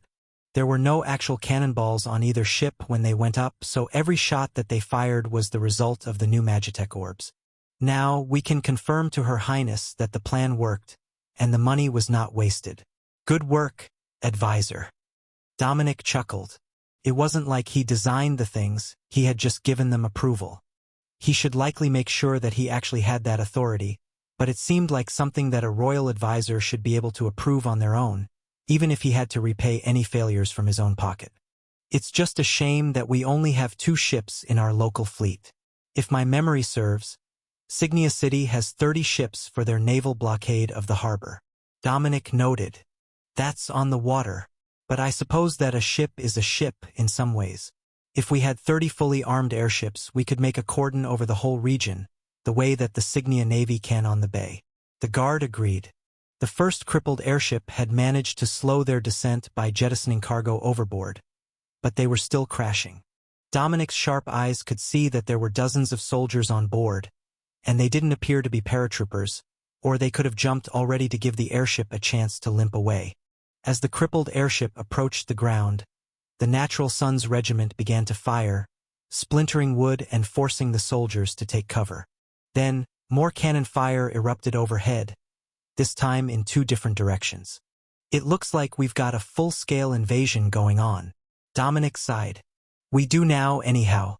Who knows if they were going to even stop here if we hadn't shot them out of the sky? One of the platform workers added. Dominic shrugged. Well, as you said, we've got them now. And it looks like we're winning the battle in the sky. I can see 2 more airships coming down, and they're not ours. Perhaps 8 cannons to a broadside is enough to take down the target. We just need more airships. Until the Dago's army realizes that we've weaponized the sky. That logic was hard to argue with. But until they realized what the Cygnia forces had done to make it possible, they were likely to end up with some horribly inefficient attempts. It wasn't that nobody had ever thought of putting large numbers of cannons on airships before. It was just that nobody had made it worth their time to try. Hopefully, the techno-wizards were holding a magical barrier over their ships to keep them from being taken down by a shot to the flotation envelope. They might have made them fireproof, but they were not cannon-resistant. Chapter 113 Ground Assault. With the Dago's ships knocked out of the sky, their soldiers were preparing to deploy the moment that they reached the ground. But that was what the Natural Sons were here for. The Royal Guard standing near Dominic watched as the crystal. He carried pulsed a dozen times in a pattern of short and long flashes, and then nodded in satisfaction. The princess is headed to the south wall and requests that we meet her there. The airships are in flight now, and they've proven that they are combat effective, so we will be heading to oversee the regiment and the south wall's defense team. He explained. Dominic jogged along beside him as they made their way down the elevated roadways toward the battle. Everything in town had been shut down. There were no vehicles or pedestrians on the road. Only men in local police and guard uniforms running in various directions, headed to their duty stations as everyone was called to action. A few minutes later, they were watching the princess get out of an ornate car, which must have escorted her to the edge of the city. The whole Natural Sons Regiment was there, along with a few dozen local guards who were assigned to the crossbow emplacements along the city's defenses. Does the city have cannons? Dominic asked. They're being wheeled out now. They are kept in the towers under guard to prevent tampering and weather damage. One of the city guards informed him. Dominic sighed. They were supposed to be in a state of readiness for an impending battle, not spending 15 minutes rolling out cannons down the wall. Range to the downed airship is 810 meters. Dax, the regiment's executive officer, shouted. The nobles adjusted the slide on their rifle sights and began to fire as the soldiers who had survived the early volleys departed the downed and burning airship, looking for cover. There wasn't much to be found, but from 800 meters, the accuracy of the riflemen was mediocre, and the majority of the shots were meters off target. Even with a rifled barrel and predictable construction, the wind and reduced projectile velocity at such an extended distance made it difficult to precisely aim. Hitting stationary targets like the ship was easy. Hitting individual soldiers on the run was not. "Where are the cannons?" Dominic shouted as the Dago soldiers began to regroup behind a hedgerow in the distance. "Advisor, the first cannons are out, but the munitions carts won't be here until all the cannons are in position." One of the soldiers pleaded. "Get crews on the closest cannons. I will load them. Range is 750 meters. Aim for the hedges." Dominic instructed. The cannons were on wooden chassis, with a single screw adjustment at the back. But the crew rapidly got them pulled in position and adjusted so Dominic could use the Magitech orb to load them. He gestured to the closest 4 cannons, which he had loaded, and gave the order. "Fire!" Smoke filled the air as the cannons fired, and a set of explosions threw dirt in the air in the fields near the hedges, while the crews swabbed the barrels and pulled the cannons back into position. Now, there were 8 cannons along this section of wall in place, so Dominic loaded them all and gestured to the crews so they knew they were included. "Fire!" Again, explosions tore up the fields, but this time one hit the hedges and halted the approach of the soldiers who had been headed for that location. Princess Alexis came to stand beside Dominic as he reloaded the cannons and let the wall commander give the orders. "The next 2 airships are coming down near the same location. It looks like they're planning to regroup," she explained. Dominic nodded. The Natural Sons are doing well, and now that the city finally has their cannons in place, they should not have any problems keeping the enemy out of siege range. 3 airships will not be all of it. It's all but guaranteed that they will have sent dozens for an attack on a major city. But our airship captains report no more Dago's vessels on the horizon. If we drive the enemy back to their ships, it will force the reinforcements to start from much further away than they had planned. Princess Alexis informed him. Dominic took out his map of the area and traced the lines of the topography with his finger. The intercepted and downed airships landed on the south side of the city, but it should be safe to assume that the army will be arriving either from the north or the northwest. They were last reported at Staptentave, and we don't have a location update after that. Princess Alexis sighed. That was 600 kilometers northwest. Even for the finest of off-road vehicles, it was a hard day's drive. If they were coming down the road, they would have already encountered the standing army, under the command of one of the princes, who were ordered to hold the river crossing and the road to Castle City, which was a much closer target than Burton. "Commander, they're digging in. They've got foxholes dug in the back of the hedges. Shall we continue to fire?" one of the artillery observers asked. "As long as the advisor continues to load your cannons, you continue to fire. If we can't make them bugger off, we can sure as Sunday make them wish they had," the commander ordered. Dominic chuckled softly as he reloaded the whole wall worth of cannons. It was only 12 cannons, but the end emplacements were hundreds of meters away.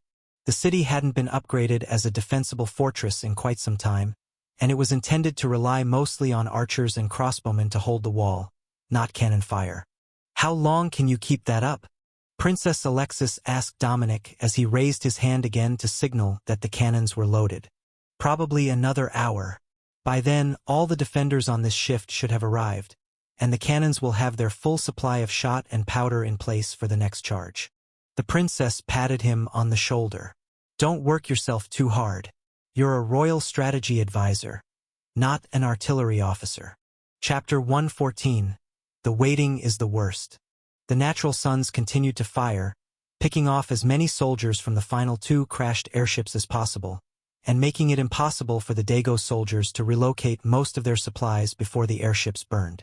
That would make it hard for them to hold out for any extended period of time, especially as they were going to be bombarded for another half hour or more before Dominic relented.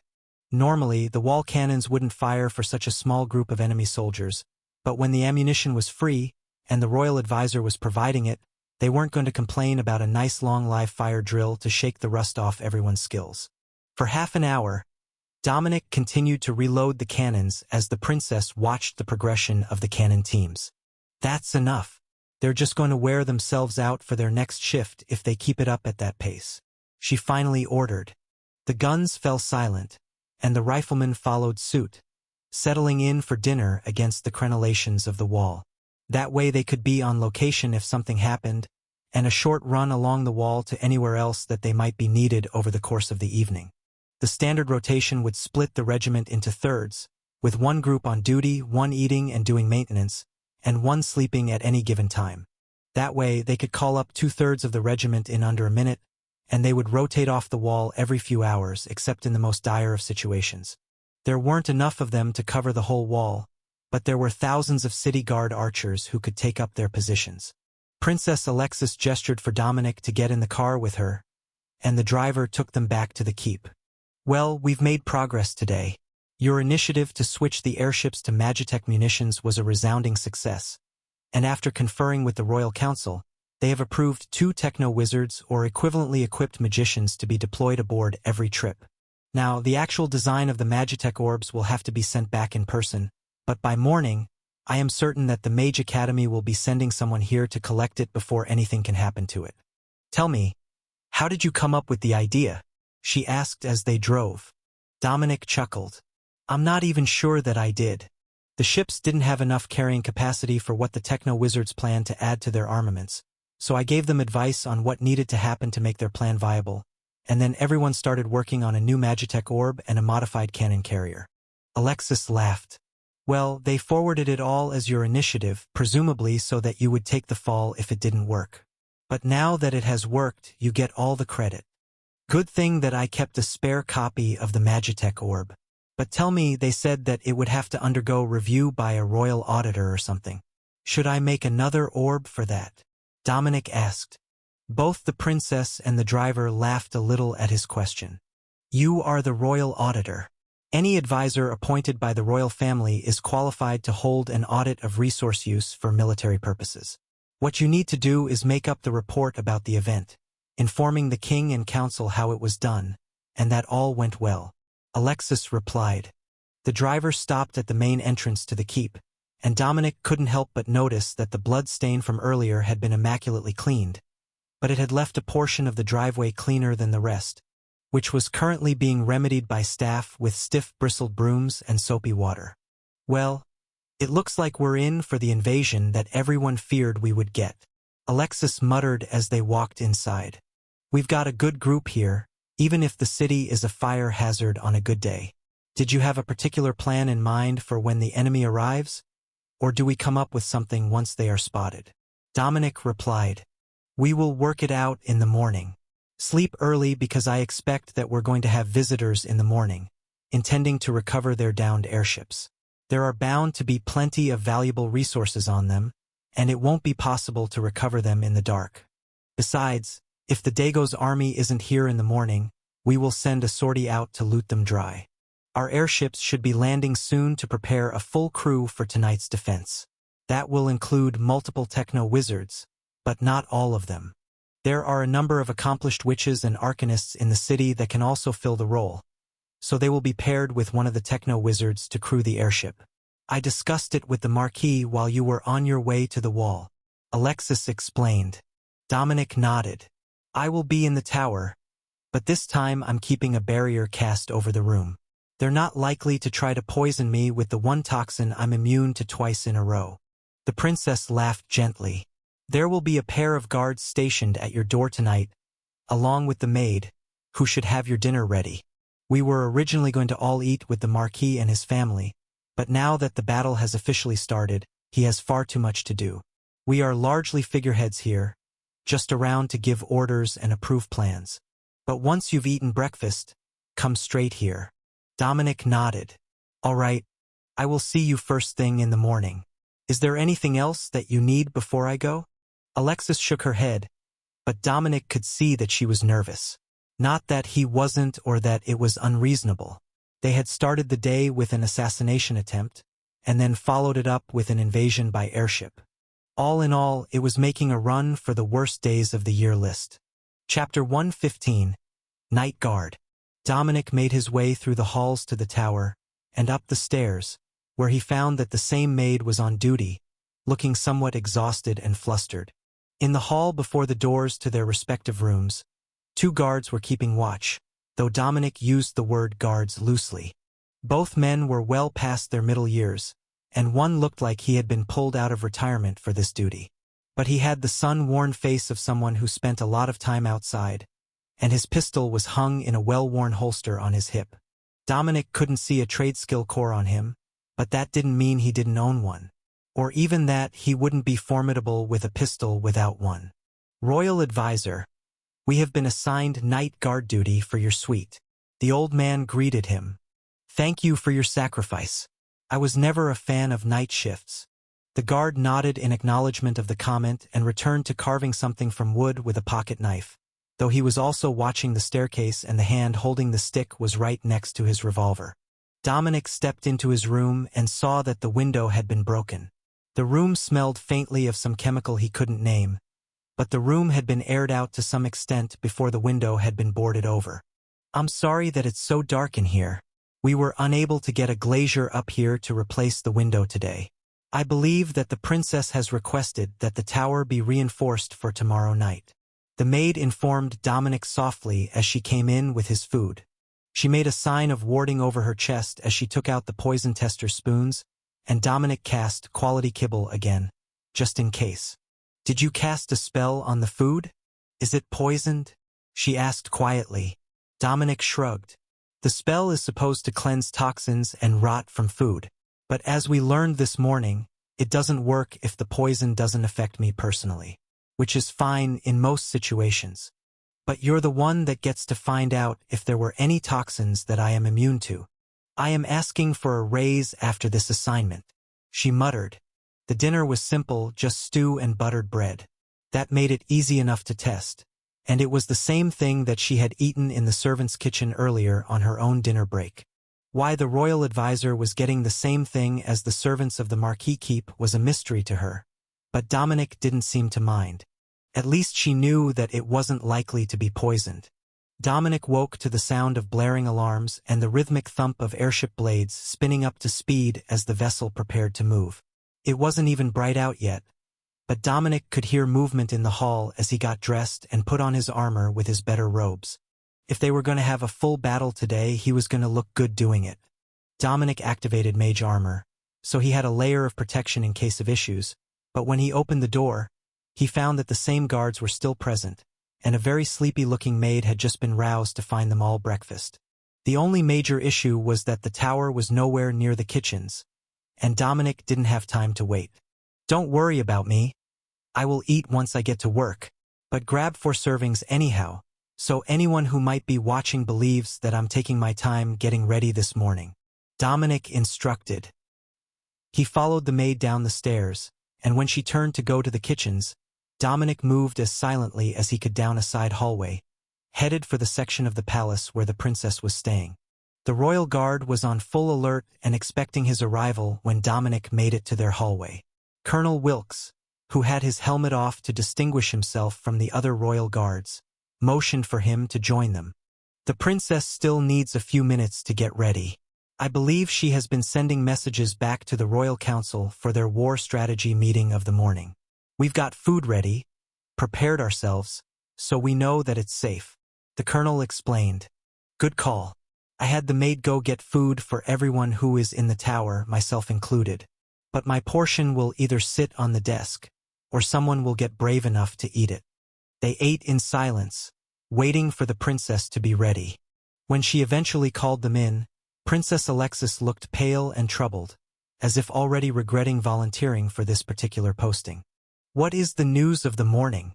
I hear the airships preparing to go above, so we must have an invasion force incoming. Dominic greeted her. Alexis nodded.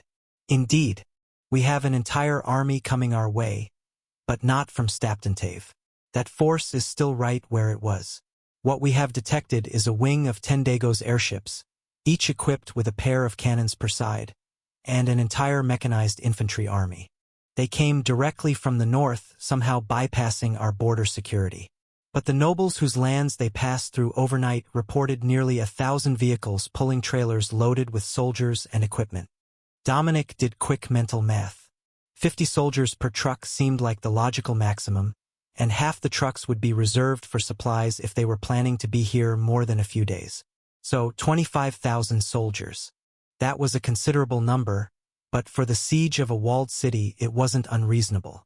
It was close to the total population of Burton, and 5 times the number of soldiers they could field, even with conscription, but it was unknown if the Dago's army had sufficient levels of technomagic to breach the walls.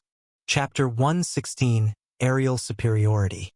The first concern is whether the 2 airships that we outfitted last night will be enough to hold the line and prevent the city from being bombed.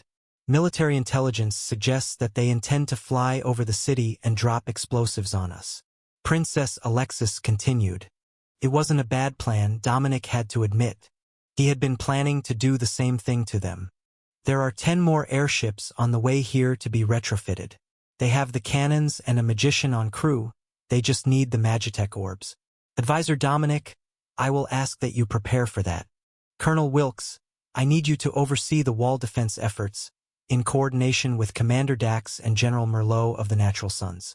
I will be in meetings with Marquis Burton all morning, in the command room on the top floor of the keep. When you need me, come directly there. Both of you will have 1 guard assigned to shadow you for safety, no questioning that decision, and no sending them on errands. Dominic smiled at her insistence. That reprimand was certainly not for him, but for Colonel Wilkes, who oversaw the princess' personal guard.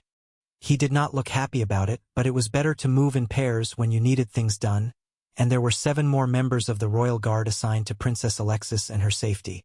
Did we get all the answers we need out of yesterday's captured assassin? Or has that been postponed given recent events? Dominic asked. We got all that we need. He is being held beneath the keep for the moment.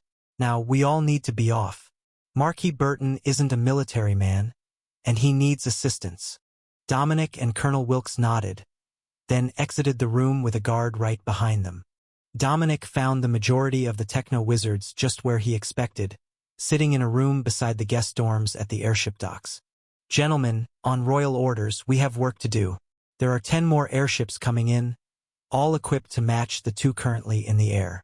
All they're missing is the Magitech orb and a techno-wizard to show their magician how to use it properly. 10 new airships is our minimum for the day. That's 1 new orb created by each of the experts here. If we can make more before they arrive, that's even better, and they can be handed off along with the duty to operate them to the next airship wing to arrive after this one. Dominic explained. The group of eccentric magic users all laughed and lifted various optical devices and magical goggles from their faces. We are way ahead of you, advisor.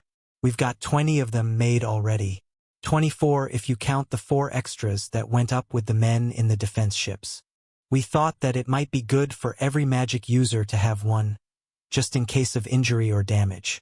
If you're going to make an extra, now is the time. We will try to make another batch before the airships arrive, just in case we can get a 3rd mage on board to increase our firing rate if we get surrounded.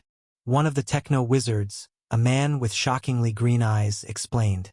Well, that makes my life easier. I will stay here while we make 1 more round of Magitech orbs, and then I will return to the Marquis and the Princess to update them on your progress. The green-eyed magic user laughed. Let me ask you something if you can answer honestly, advisor. Who was it that requested you have us make more Magitech orbs than we need? The Princess or the Marquis? Dominic shrugged. Princess Alexis. I don't believe that she has conferred with the Marquis yet this morning, but I wasn't privy to any meetings they might have had later last night. The techno-wizards all laughed, as did the royal guard assigned to Dominic. I take it there were no meetings? Dominic asked. Marquis Burton retreated to his safe room with his wife for the evening just before the sun went down. The royal guard clarified. The techno-wizards had to try not to laugh. It was standard procedure, as there had been an assassination attempt earlier in the day, but it was the ranking noble who should have been moved to the safe room. That would be the princess, not the Marquis and his wife. Dominic knew that much from his crash course in etiquette. That course was becoming much more relevant by the day, he noticed. It had seemed like such an esoteric training course at the time, but now, he couldn't even rule out someone actually challenging the princess to a formal duel. His mind was distracted as Dominic sat down to start work on another Magitech orb of self-loading cannon rounds, as the techno-wizards were calling it. But everyone was doing the same thing, working from the same pattern, and it built a sense of familiarity and camaraderie among the small group of magic users. They were most of the way finished when the sound of approaching airships had the ground crews running about, preparing to resupply the new arrivals. The platforms were meant for a maximum of 4 airships at a time, so either they had to get the techno-wizards and supplies on board quickly, so they could cycle them through, or find a way to platoon the airships together to pass supplies to the far end. Storage devices had limited capacities, and the airships needed to carry large supplies of shelf-stable food and water, plus repair supplies, fuel for the propellers, and anything else they were short on. The first to finish are the first to head out. Leave your last creation here with me, and I will pass them to the next group along with instructions. Dominic ordered. Of course, advisor. No offense, but when things start to get hairy, we'd all rather be on an airship than in the city under siege. The green-eyed man joked. At least that way there will only be 1 or 2 people shooting cannons at you at a time, and not an entire mechanized field army. Dominic replied, getting a dark chuckle from the others as they finished their work. Chapter 117. Send them aloft. A younger techno-wizard was the first to rise and hand Dominic a glowing Magitech orb.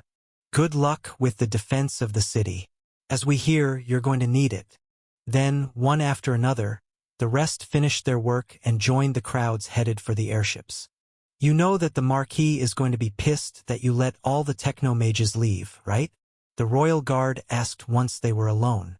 I have the blueprint for the Magitech orbs, I have the extra supplies, and they will come back when their shift is over. The schedule is on the wall. 12 hours they're supposed to be in the air before returning. Dominic replied, I think that he will be more upset that they're going into battle, and they won't be here for him to blame when he can't come up with some hair-brained idea about how to use magic to get his city defense plans to work. In the corner of the room, a radio crackled, giving them an update on the situation outside. Ships 5 through 8 are off the ground. Ships 9 and 10 land and prepare to be supplied. Defense cordon vessels have engaged the Dago's fleet from superior altitude, preparing to fire. Only a few seconds later, cannon fire could be heard from the distance, at least 4 volleys and possibly 6. In the overcast of the day, it was impossible to tell if any of the Dago's ships had returned fire, but the radio reports were positive. 4 enemy vessels losing altitude fast. 1 is burning up. That was half the Dago's vessels that they had detected coming for the city, lost in a single volley. Dago's vehicle force is within sight of the northern walls. All ground force orders are now going radio silent. The last of the Magitech orbs were finished, and the airships were beginning to leave the platform. However, the battle overhead was becoming more intense by the minute, suggesting to Dominic that there were far more than just 10 enemy airships in the vicinity. All right, I have done what I can here, and all the techno-wizards are in the air with their vessels. Let's go relay the message to the princess. Dominic informed his shadow from the Royal Guard. They quickly made their way through the keep to the strategy room on the top floor, and Dominic nodded a polite greeting at the people inside before moving to the window to get a first-hand visual of the situation to the north, and quickly realized that was a mistake. He was happier not knowing. Well, it looks like Dago's hasn't been slacking on their military forces. I see that they've mounted catapults to trucks as well. Not particularly high-tech, but if they're drawing them with a hydraulic winch, they could be brutally efficient. He noted. Princess Alexis sighed. I just got the Marquis to calm down. Did you have to bring up more bad news? Dominic shrugged. I don't think that it will be too bad. Mobile catapults still need to stop to fire, so it's no different from the strategy for any other set of siege weapons. The techno-wizards got a head start on the day, and I have a whole set of Magitech orbs available now, if we're getting more airships, or have mages to keep the wall cannons stocked. The aging Marquis huffed in annoyance, then gestured to a map on his desk. We do have nearly 100 certified mages in the city's defense force. A few per shift moved to the wall to feed cannons doesn't seem excessive. We have 8 squads of 3 already set for wall duty. If they start out loading cannons until the enemy is closer to the city, it should allow us to stretch our stockpile. He announced. And where will the rest be? Dominic asked. Either on fire prevention or resting until the walls are challenged. The Marquis then pulled a cord that rang a bell, and a boy in a uniform with the Marquis crest on the jacket entered. "Call up one of the Mage Corps officers. We have new equipment for them before they go to the wall," he ordered. The boy took off running, and Dominic sat in silence for a few minutes before a middle-aged man in mage robes jogged in. "Sir, you said you have equipment for us?" Dominic took out 8 of the Magitech orbs and handed them over. "Split those between the force on wall duty. It's preferable that you use them unbonded, but if you want to attune one and level it up, you can apologize to the techno-mages later," Dominic informed him. The mage smiled as Dominic continued. "They're for automatically loading cannons. Explosive shot, and you can set the timer as you activate the orb. It defaults to maximum time, and the balls are stone, not metal, so they're better for fragmentation than bowling through enemy forces." "Oh, that will work wonderfully. Keeping enough powder and shot for the later days of a battle is never easy. Thank you, Lord Sorcerer. How is the battle going overhead?" Dominic looked to the princess and the Marquis, who should have the most news, as there was a radio in the room. 12 confirmed kills so far, with none of our airships lost. The Dago's ships are loaded so heavily that they're struggling to gain altitude, and we've been able to fire down at them from over a kilometer away. They haven't been able to return fire effectively, so our damages have been light. The mage nodded and then rushed out of the room with the 8 orbs. "Was that the whole supply?" Princess Alexis asked. Dominic shook his head. "No, I have a few more in case we get more airships. We sent 2 per airship this morning, in case one was damaged or lost overboard. They're only carrying a token amount of actual powder and shot, so without the orbs, they would be in trouble nearly instantly." The Marquis nodded, and then frowned. "We considered trying to evacuate the city, but it's been built so densely that the operation would prove impossible. The gates have been sealed and blockaded, and the walls are thick, designed for an extended siege. But I don't know how long the city can hold against a modern force," he explained. Princess Alexis smiled and patted him on the shoulder. "Well, once they've dealt with the airships, we've got nearly 100 more cannons in the air to be turned on the Dago's force." Chapter 118 Mechanized Assault Force. Half an hour later, the first cannons began firing on the north wall. The enemy force had moved within cannon range, preparing to set up their siege weapons while the troop transports were still racing toward the city, intent on using a mechanized charge to try to get the advantage of a shock assault. It took time to redeploy troops who had to run across the city on foot, but the entire Natural Sons regiment was already in place, and once the Dago's army started getting close, gunfire joined the sound of cannons from the wall, and the whole north side of the city slowly vanished into a white haze of gun smoke. The firing rate wasn't slowing, and the smoke was getting thicker. But the flag men were relaying messages to the interpreter in the window, who was making notes for the nobles and the advisors in the room. "They're nearly at the wall now." The riflemen targeted drivers as much as possible, but there wasn't enough warning of the invasion to get more than the basic defenses erected around the city. Marquis Burton lamented. That meant the moat, which was surrounded by a ditch, which had been oiled, in preparation for being set alight, and the simple fence of spiked poles dug into the leading edge of the bulwark in front of it. Those should stop the trucks effectively enough, preventing any tactic that involved ramming the walls or directly flipping up siege ladders. It wasn't optimal, but when the soldiers unloaded, they would be vulnerable to the defenders on the walls, as the fortification had been set with an archer's accurate range in mind. "The enemy has auto-loading crossbows," the interpreter relayed, not entirely certain he had read the signal correctly. That did sound like it could be an issue. Rate of fire was the great downfall of crossbows, so if they could fix that, their effectiveness could be close to that of a rifleman. The man at the window shrieked in fear, and Dominic froze for a moment, wondering what was going on. Then, he activated an area barrier over the north side of the keep, just in time for a massive stone to crash into it. Then another and another. The booming of stone shattering against the barrier shook the air inside the keep, and Dominic focused on keeping the barrier active. The spell was in his book, along with the few others that he knew, so it was at level 7 right now, which was enough to call it proficient, but he had never actually needed to test it before. Channeling mana to bring the barrier up to full strength wasn't too draining. But Dominic's brief training in noble etiquette had reminded him that the bombardment could continue for days before all the good stones were depleted. Some of the stones were missing their mark and landing in the city.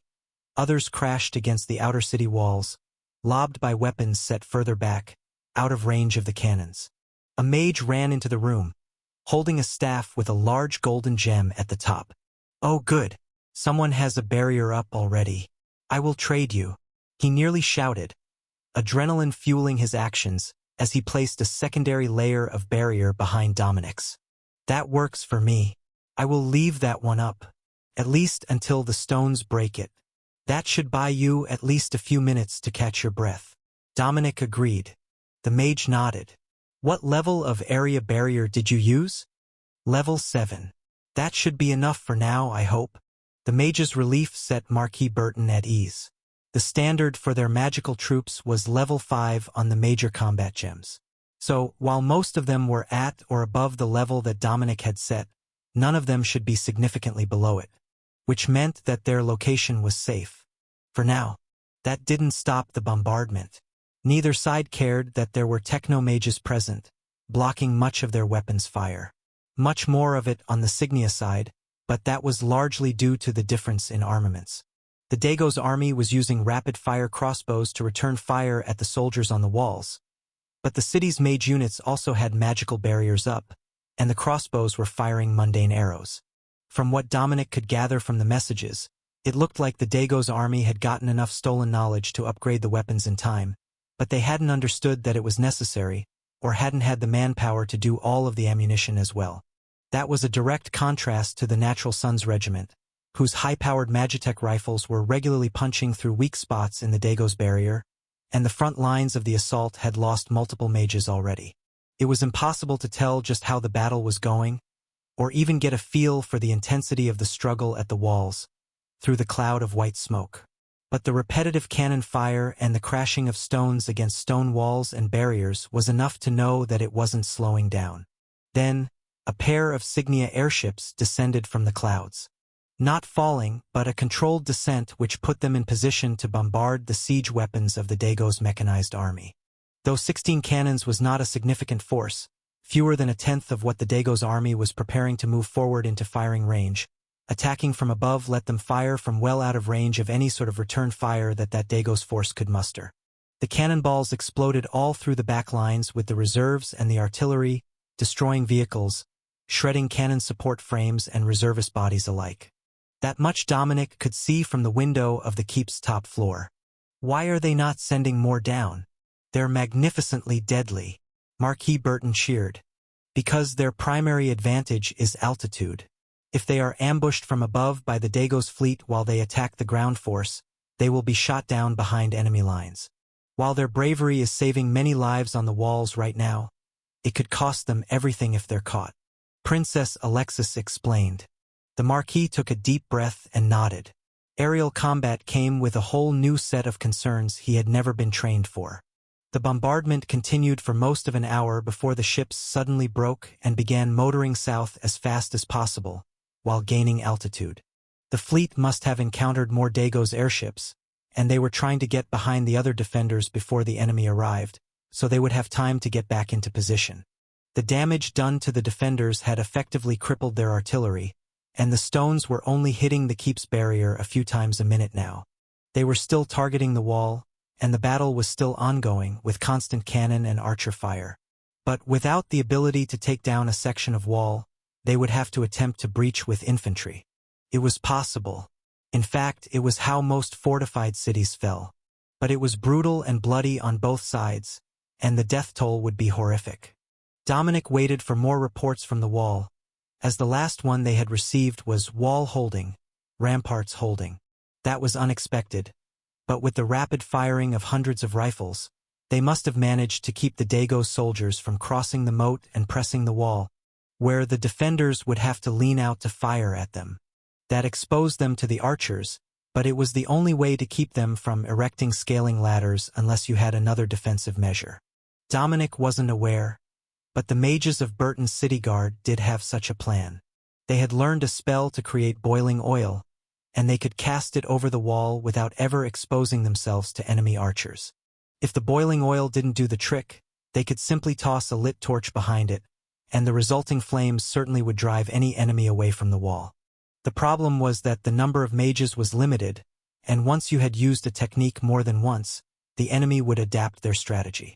On and on, the gunfire and booming cannons echoed over the city, until finally, late into the afternoon, a horn sounded from the Dago's lines and the infantry began to retreat, leaving their crippled transports to serve as cover for their next assault. Bodies littered the ground outside the fortifications, and as the smoke cleared, Dominic could see the deadly toll that the explosive cannon rounds had reaped on the infantry near the wall. The stone cannonballs were patterned on the inside, and the outer shell shattered into marble-sized fragments that had absolutely shredded the armor of the Dago's infantry.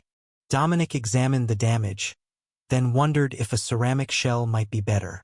Hardened clay wouldn't be any more difficult to make than stone was.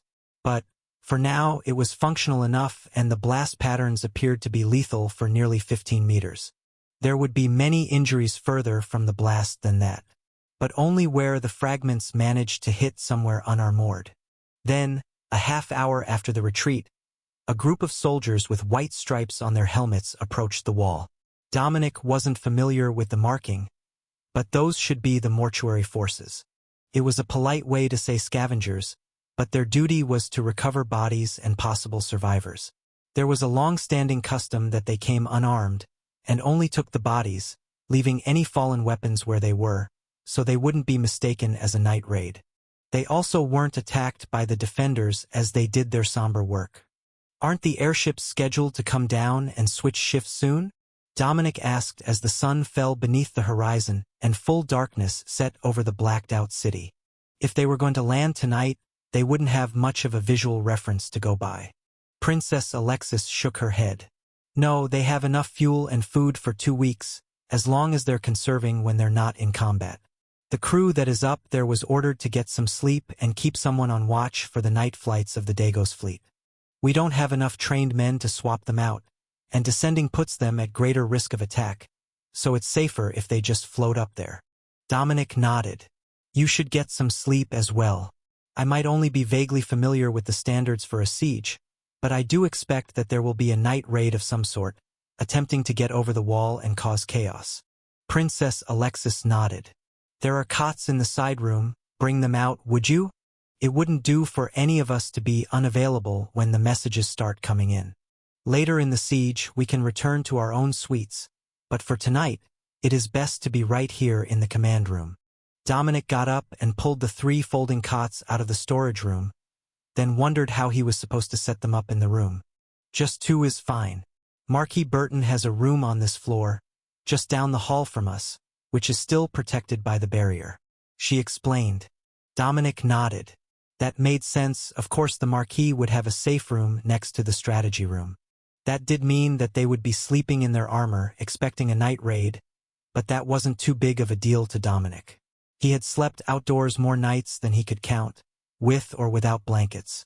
Sleeping on a lumpy cot with his armor on wasn't the worst conditions he had ever faced. They even had a fire going to keep off the evening chill. Dominic got everything set up for the evening, and the Royal Guard rotated shifts for the overnight hours, while the princess moved off to the storage room to change for the evening.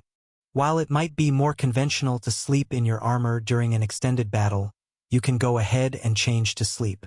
We're not frontline forces for this one, so there is time to put it back on if we see trouble coming," she explained. Then she held up a Magitech orb, and Dominic laughed. She had a clothing orb for her armor and the modest dress she chose as night clothes, so she could change between outfits in seconds. "I will have to learn to make the clothing orbs one day. They're an advanced Magitech item, but for situations like this, they are just too useful." Dominic sighed. "When we're back at the castle, go to supply and request one. They usually have a few in stock, and we have people on contract to make them as needed. You'll have enough money by the time that the war is over." Princess Alexis joked that he would. Even if he didn't spend much time directly in battle, he likely already had enough money from the rewards given after the last time they were attacked. Chapter 120. No night raid? Dominic didn't have high hopes for the night's sleep when he lay on the cot, but he drifted off to sleep in seconds, fast enough that even the royal guard was impressed with his ability to sleep anywhere. And the fact that even while asleep, the area barrier spell that he erected didn't fail. That was unusual, but neither the guard nor the princess knew if he had a Magitech item that he was charging to keep the barrier up or if he had cast it directly. However, there weren't any impacts against the barrier, and the only thing moving outside the city was the group of infantry clearing out the bodies from the battle. Dominic was sure that he would wake up if something hit the barrier. He was usually a light sleeper, and the sound of a massive stone shattering against the invisible barrier would be loud enough to wake anyone. But he didn't wake until the sun began to shine in the window. He hadn't thought of that when he placed the cots. Princess Alexis was in the dark to his right, but the early morning sunlight was directly in his face. The guard at the door nodded at Dominic as he quietly sat up and took a canteen from his storage cube to splash his face and wake up a bit more. "Any news overnight?" he asked, using the Wavemates Nation's military hand signals. The royal guard looked confused. "Any action overnight?" Dominic mouthed silently. The guard shook his hand, then motioned for Dominic to join him. "What hand language is that?"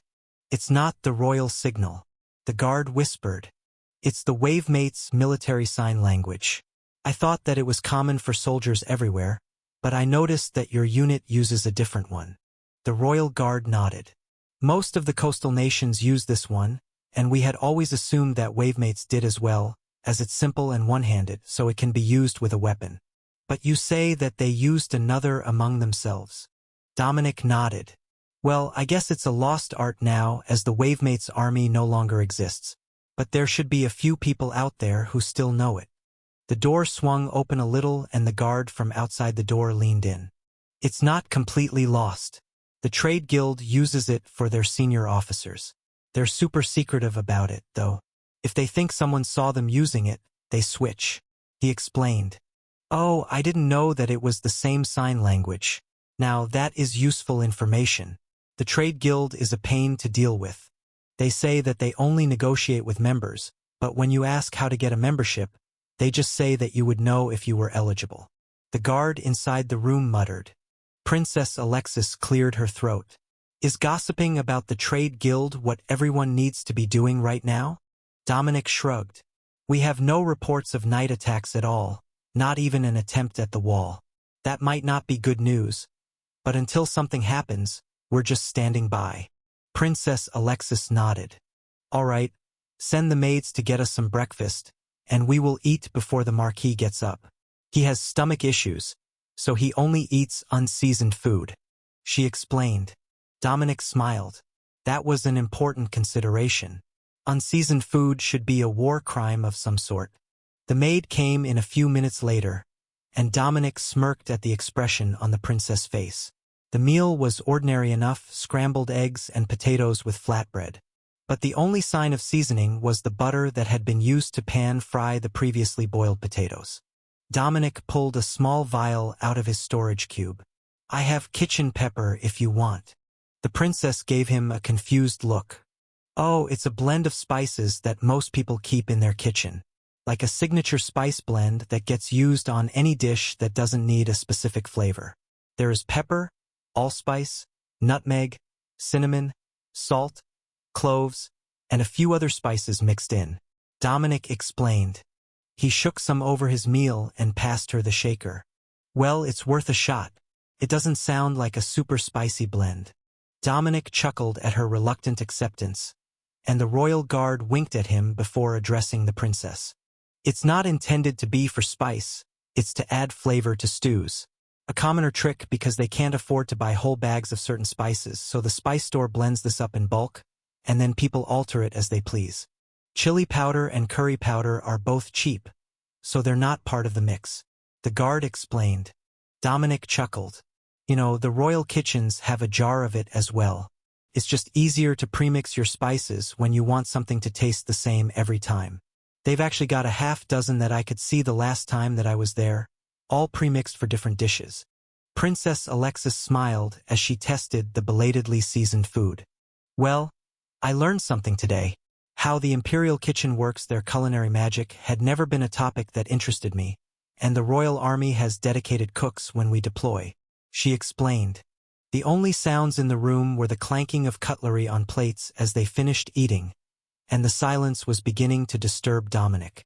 From all that he knew, sieges should be a bloody, brutal thing with thrown boulders, attempts to burn the city, and infiltration teams being sent to try to breach their defenses. But for some reason, the Dago's army outside of Burton was simply sitting there, waiting for something.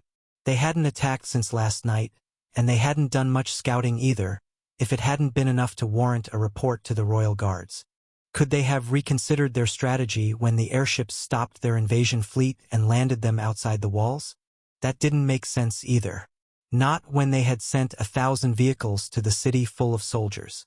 There were more people outside the walls than inside them right now, by Dominic's estimation. Yet still nothing was happening.